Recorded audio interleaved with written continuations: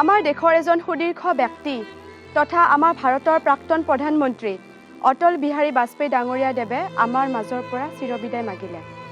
তাৰে কামনাৰে আমাৰ জোনাকৰ ৰং চেনেলৰ তৰফৰ পৰা আমি সকলোৱে মিলি তেওঁৰ আত্মাৰ চিৰশান্তিৰ বাবে আমি শ্ৰদ্ধাঞ্জলি জ্ঞাপন কৰিলোঁ।